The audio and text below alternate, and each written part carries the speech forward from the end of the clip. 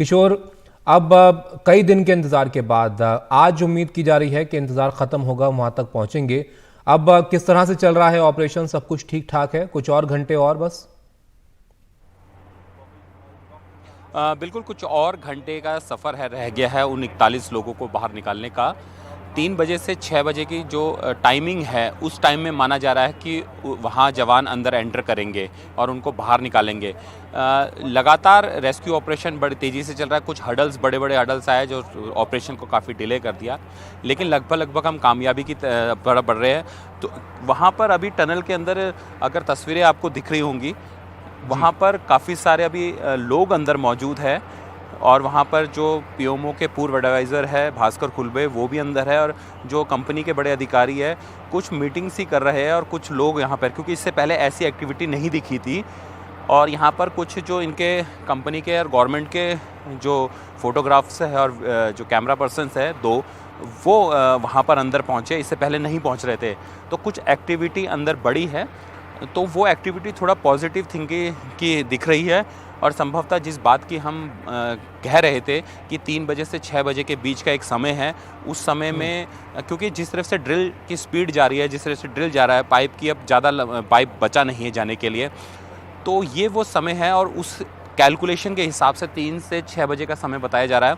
एक और ख़ास बात ये है कि जो 4 मीटर का 9 मीटर बताया जा रहा था, जो 4 मीटर का हर्डल है उसको निकालने में, क्योंकि वो थोड़ा कॉम्प्लिकेटेड है, उम्मीद ये की जा रही है कि उसको जैसे ही 4 मीटर वो पार किया जाएगा, यानी 51-52 तक आएगा, उसके बाद जो बचा है वो बहुत तेज़ी से उसको मशीन बाहर कर देगी, क्योंकि वो ज़्यादा मजबूत ड्रिल नहीं है और अक्सर जो बाहर का सरफेस है वो है। एक जेसीबी मशीन अभी अंदर एंटर कर रही है और वहाँ पर कुछ मीटिंग से चल रही है अंदर। इससे पहले ये मीटिंग तब चल रही थी जब अंदर से जो फूड पाइप गया था और उसकी उन्होंने चीज़ें बताई थी। तो ये सारी वो चीज़ें हैं जो एक पॉजिटिव थिंग ला रही है। अभी अंदर एक कुछ बातचीत चल रही है और बातचीत के बाद जो हम माना जा रहा है कि ये अब जो 3 बजे से 6 बजे का समय दे रखा है, वो कहीं न कहीं जी। इसको लेकर पॉजिटिव मैसेज आएगा अंदर से। और एनडीआरएफ का थोड़ा मैं दिखाऊँगा, एनडीआरएफ की तैयारी दिखाऊँगा। एनडीआरएफ वहाँ पर वो देख सकते हैं, एनडीआरएफ ने अपने पूरे सामान, उसका जो रेस्क्यू का जो सामान है, स्ट्रेचर है, बैग है और वो सब तैयारी पे रखे हैं। वो अलर्ट मोड पे दिख रहे हैं। ज़ाहिर सी बात है कि अलर्ट मोड पर वो पहले से है, लेकिन इस वक्त थोड़ा सा अलर्ट मोड पर उनका ज़्यादा दिख रहा है। सामान उन्होंने जी। बाहर रखा हुआ अपना। ये पूरा जो सिनेरियो है, जो ये पूरा चीज़ें चल रही है, ये इस बात को इंडिकेशन कर रही है कि जो हम कामयाबी की तरफ स्टेप बाय स्टेप आगे बढ़ रहे हैं। लगातार एनडीटीवी इस बात को जोर दे रहा था कि जब आखिरी समय ड्रिलिंग का होता है, जब धीरे धीरे हम आगे की ओर बढ़ते हैं, तो बेहद नाजुक पल होते हैं। हमें एक-एक फिट, एक-एक मीटर या फिर एक-एक इंच हमें सोच समझ के चलना होता है और वही वजह है, उसी चीज़ों को लेकर ये तमाम रेस्क्यू ऑपरेशन शुरू किया जा रहा है। अंदर एक लोहे की रॉड आई थी, सरिया आया था, उसको अंदर से कट किया गया। थोड़ा पाइप को नुकसान किया, पाइप को कट किया गया और अंदर धीरे-धीरे जैसे कि बढ़ते जा रहे हैं। तो एक खुशखबरी, जो लंबे समय से इंतज़ार था, 13वां दिन है। पहले दिन से लेके आज तक की बात करें, जो मौजूदा दिन है, सबकी उम्मीद ये जी। थी कि जल्दी बाहर आए और 3:06 में एक अच्छी खबर सुनने को मिल सकती है। ये कैलकुलेशन के हिसाब से है कि पाइप जिस तरीके से जा रहा है और पाइप कितने घंटे में जाता है, कितने मिनट में वेल्डिंग होता है, कितनी चीज़ों में जाता है, ये कैलकुलेशन के हिसाब से जा रहा है।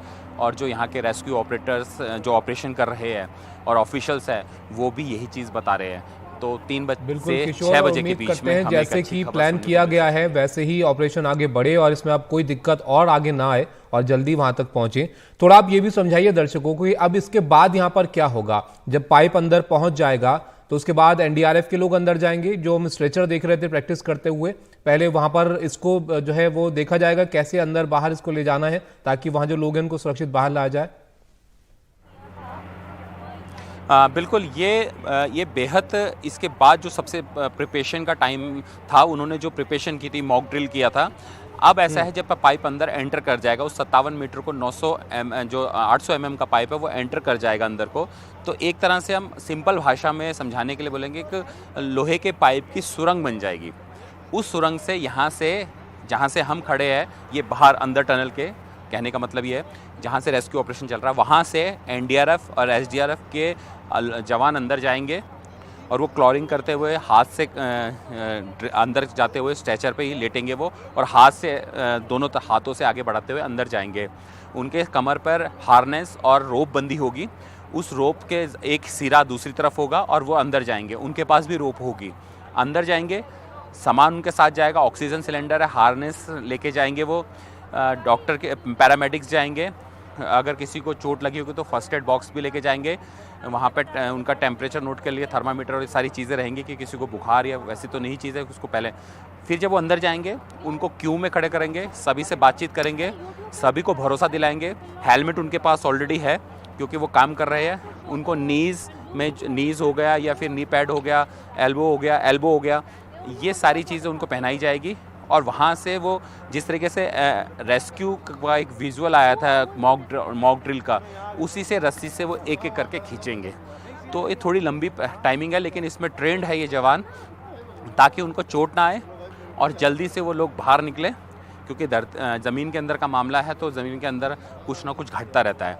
तो उससे पहले वो 41 लोगों को, और वो जो 65 मीटर का आने जाने का समय है, जिस तरीके से 1 से 1.5 मिनट के बीच में इंसान को बाहर निकालेंगे वो, तो आप समझ सकते हैं कि कितनी तेज़ी से काम किया जाएगा। जी, शुक्रिया किशोर आपका ये सब जानकारी हम तक पहुंचाने के लिए। अब थोड़ा वक्त और है यहाँ पर, आपके पास हम वापस लौटेंगे फिर से, और उम्मीद करते हैं अगली बार आपसे बात होगी तो एक खुशखबरी के साथ कि ऑपरेशन यहाँ पर कंप्लीट होगा और जो लोग वहाँ पर फंसे उनको बाहर निकालने का सिलसिला वहाँ से शुरू होगा।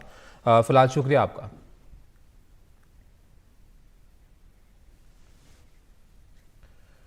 उज्जैन के महाकालेश्वर मंदिर में पुजारियों ने आज उत्तराखंड के उत्तरकाशी में सिलक्यारा सुरंग के अंदर फंसे हुए 41 मजदूरों की सुरक्षा के लिए एक विशेष आरती की है और इस दौरान सभी ने इन मजदूरों के लिए महाकाल से प्रार्थना भी की है।